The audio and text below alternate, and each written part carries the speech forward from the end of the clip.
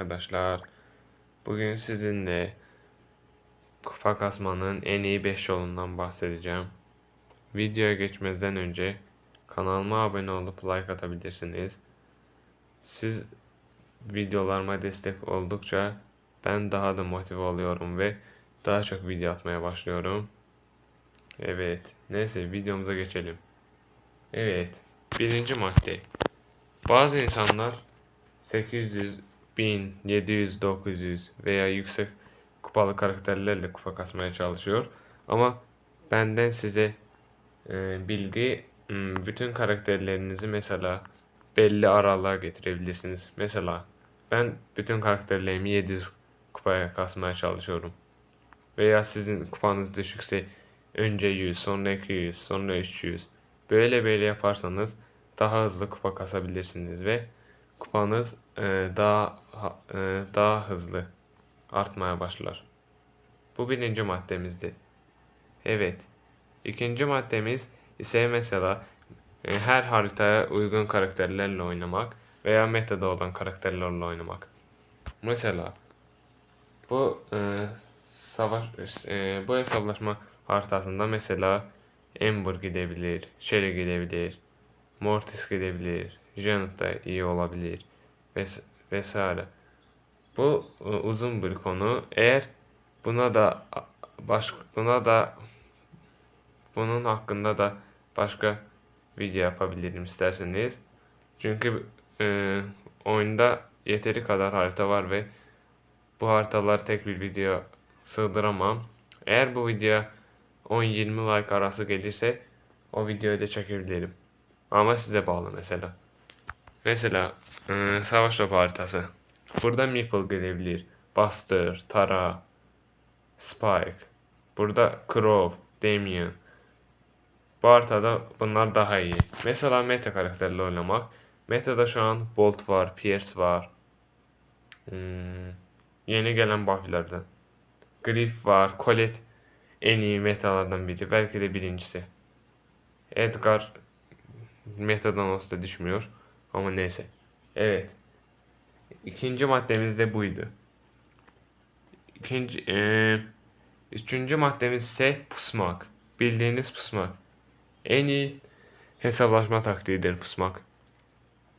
Mesela bir maç girelim. Pusucu bir karakterle. Size daha iyi göstereyim. Chester gel.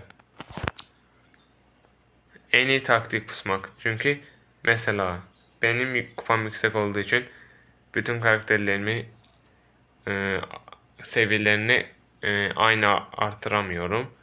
Onun için bazıları yüksek, bazıları ise düşük oluyor. Onun için mecbur bazen pusuyorum. Mesela ben Poco'yu öyle yaptım.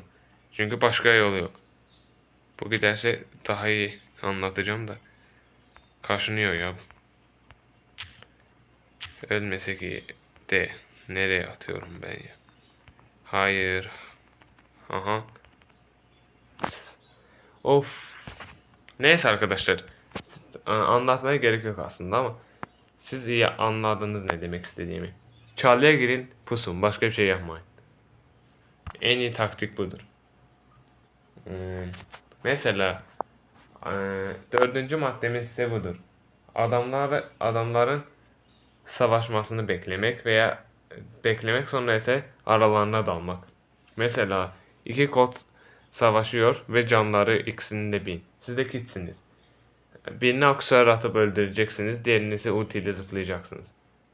O da buna da hamburger taktiği deniyor. Yani arasına almak ikisini de. Evet, dediğimi anladınız. Beşinci ve son taktiğimiz ise random adamlarla oynamak yerine e, takım ara vesaire bir dakika takım arayla oynamak en iyisi. Bir de bir program göstereceğim. Arkadaşlar programımız bu. Rank uygulamasına gidiyoruz. Size yerini de göstereyim. Açılsın. Evet, 10. bul kısmına gidiyoruz aşağıdan. Açılsın. Evet. Ee, Neredeydi bu? Burada katıl falan var. Mesela 120 bin kupa ikili hesaplaşma, 110-150 bin kupa arası mesela. Mesela bu arkadaş aşamalı kasıyor. Bu da aşamalı kasıyor. Böyle böyle yapabilirsiniz. Burada da neredeydi ya? Kendiniz de oluşturabilirdiniz. De paylaş. Evet, buldum. Burada yukarıda takım kodunuzu yazıyorsunuz. Oynayacağınız modu seçiyorsunuz. Ve oyuncu sayısına gidiyorsunuz. Bir de kupa aralığı. Hello. İsterseniz mikrofonunuz da açık olabilir. İletişim kurmak için. Ve isterseniz de kapalı olabilir mesela. Ve lobiyi paylaşıyorsunuz ve insanlar geliyor ve siz de böylece kupa kasıyorsunuz. Bu da iyi programlardan biri. Neyse, Brawl Stars'a geçelim. Evet arkadaşlar, dediğim maddeler bu kadardı.